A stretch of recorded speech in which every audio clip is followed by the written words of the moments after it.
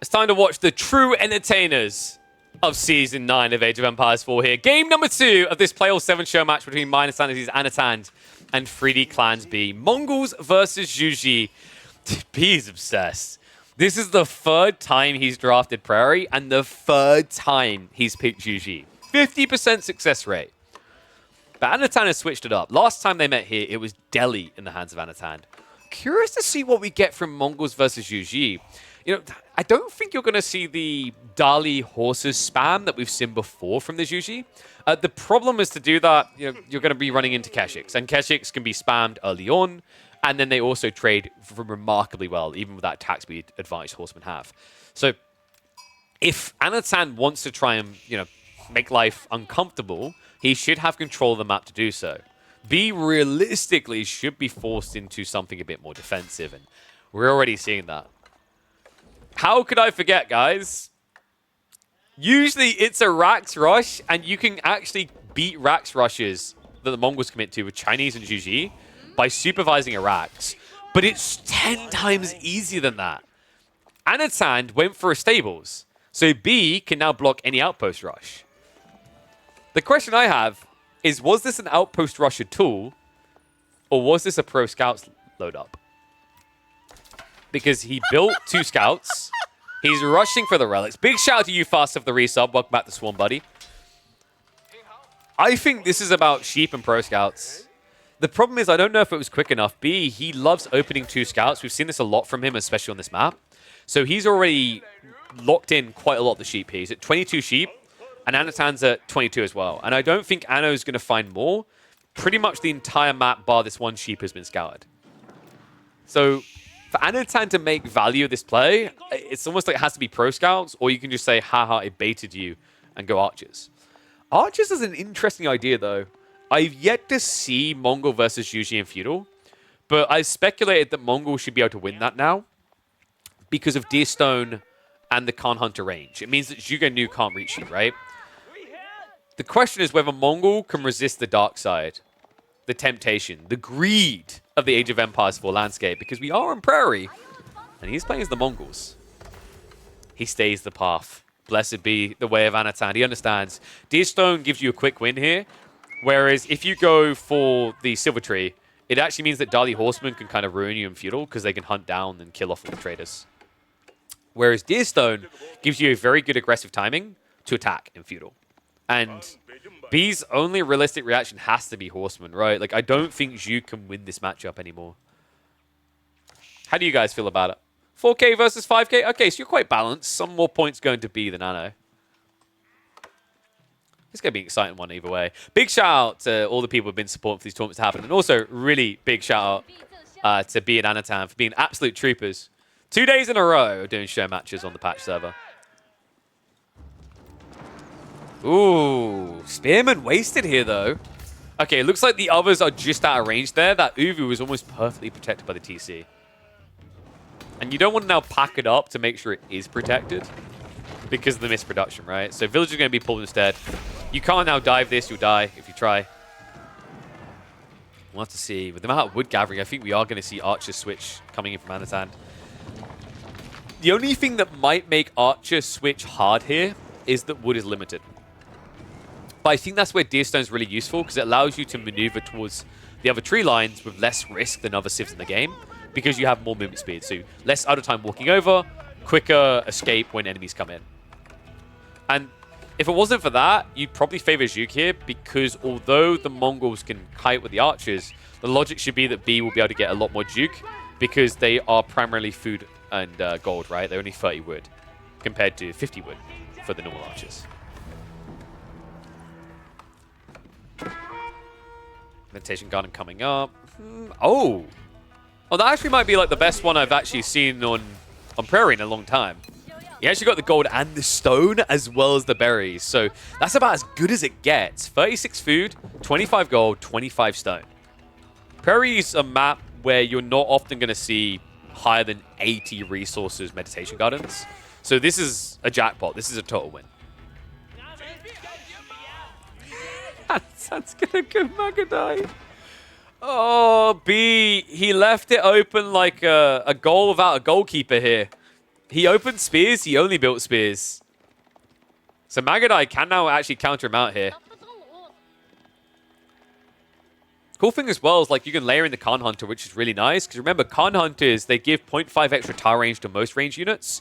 But that doubles for the Magudai. So they'll actually go from 3.5 tower range to 4.5. Kind of like those cavalry archers from last game. I think one thing that's always important is if you want to make this play, utilize the Khan well. I find Magudai openings live or die off of the Khan's usage, because if you lose him, you don't get that bailout of a maneuver speed arrow or that clutch win on a fight from attack speed. But this should be stables now, right? There's no way B's just going to blind up into castle, right? I think he is. Yeah, he's 100% just rushing castle. So no stables. I thought he'd at least go stables, build a few horsemen, and then transition lancers. This is pretty wild. And we can see that Anatan is just raw sending it into Magudai without trade, by the way. Which is interesting, right? Like, they rejigged the price of Magudai so they're more gold heavy than food now. Which you'd think would lean more into Silver Tree. But I think this detail of the Khan Hunters was really well thought out by the devs, because it now gives you a very balanced choice around Magudai when it comes to the tier 2. Because both of the landmarks now have a warrantable reason to go towards them. If it wasn't for the Khan Hunter, you'd always say Silver Tree is better here.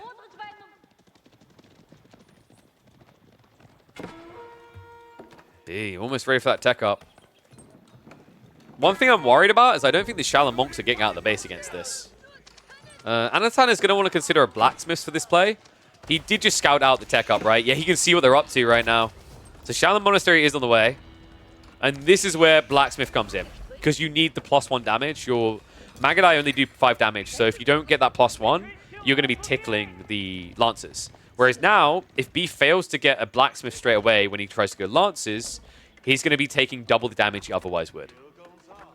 Instead of going there, it's actually going to be an archery range. So I guess B's going to try to take a slow approach about this, right? Build Juganu, patrol out with the Shaolin Monk. It also gives him a strong defense, because we are approaching the point where Anatan is likely to dive you.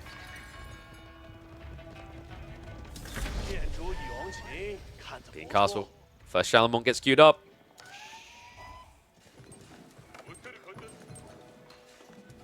Does Anatan try to age up at all? Doesn't seem like it. Which kind of makes sense. He wants to suffocate B. He doesn't want him to get out of the base. And B, how many sheep has he got left? Still 9, so not drying up anytime too soon. So much more dangerous now with that +1 tower range, right? Just feels so easy to get sniped. One thing that I do think griefs you now is because the Khan has 6.5 tower range at this point, it gives a really early warning to the enemy to move away. I think it might be better when you're approaching tree lines like that to not bring the Khan, to get him out of the formation so you don't auto-attack a villager.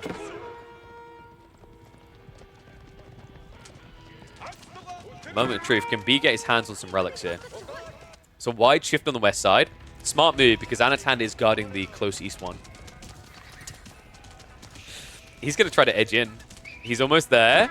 B. Ooh, a little bit slow to pull away. I mean, this is the tricky part, right? No wheelbarrow.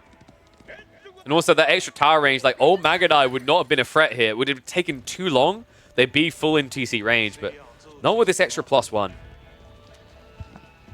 Being out to 3 Shaolin Monks. Playing a wide and dangerous game here. Yeah, he's trying to play Northside Relics first. It's smart. He needs to dodge this issue on the return, and that's wild. You're seeing that correctly, folks. Grenadiers are now accessible in the 3rd age for the Zhuji. This is a big buff they received. And they also have a very unique tech now. Hard case bombs gives you a 15% increased damage to range, from range to melee to units you hit. So if he grennies onto these guys, it means any range to melee damage will be buffed against them for 5 seconds. Love that change, by the way. I want to see more techs like that in Age of Empires 4. It adds a very cool, intricate layer of depth to the fights that isn't there without it.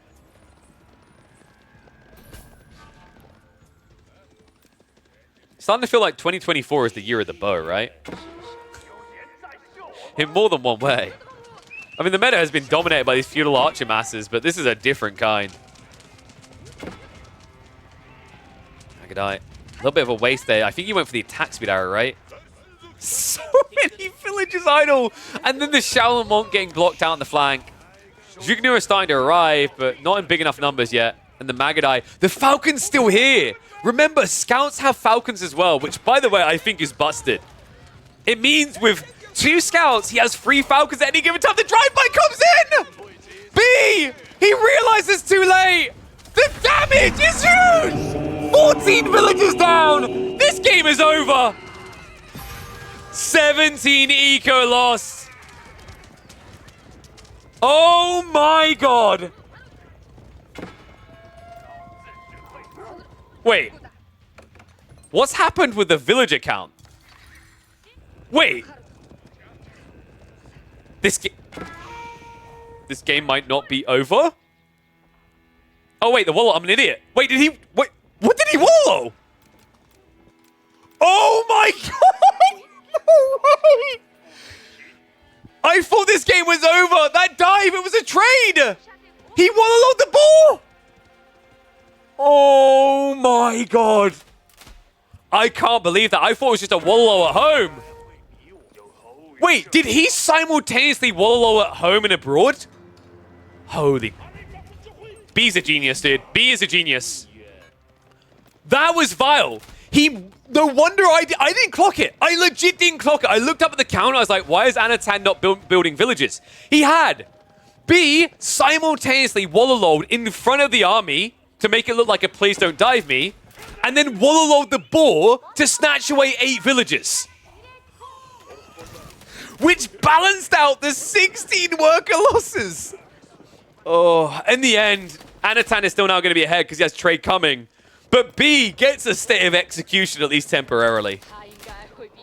That might be the single best Wololo execution I've ever seen.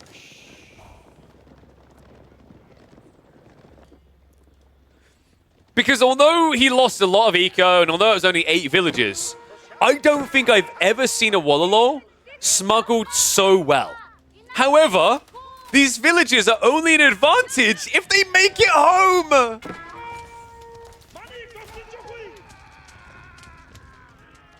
This game is definitely over now. I mean, that was a sick idea for B to keep it close, to keep it entertaining. But it is now almost a 20 eco lead.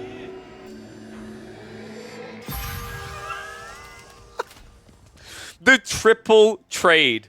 I can't believe this. So greedy yet so effective. We're already up to 9 traders and scaling. Shaolin Monk is going to be brought down. Age 2 Magudai. Sorry, what was it? People were like crazy about cavalry archers being OP before? Dog. Anatan's like, hold my beer. Have you seen these guys? Magudai just so oppressive on Prairie. A map that was just nowhere to hide. Like normally, you feel like your tree line's at least somewhat safe, but you know, even with a standard tree line, this buff with the Khan Hunter giving the +1 range is nothing to turn your nose up at. Almost a 33% increase in range. What an insane game. This is like, that Wololo alone makes this one of my favorite games of 2024. Holy crap. I think everyone else should have a notepad out, taking notes on how to execute Wololos with that move.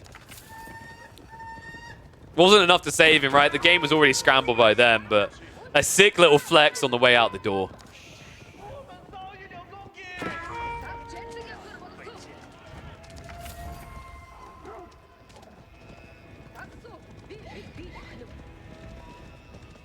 Keshik's now getting added in after a heavy delay here. This is veteran Jugnu. Like, I think at this stage, Anatan realistically should be going castle, right? This army is so slow to punish you as well. And remember the tower range situation. You have the same range as these Jug with a Khan Hunter nearby. And well, Khan Hunter, I believe, is now on the way.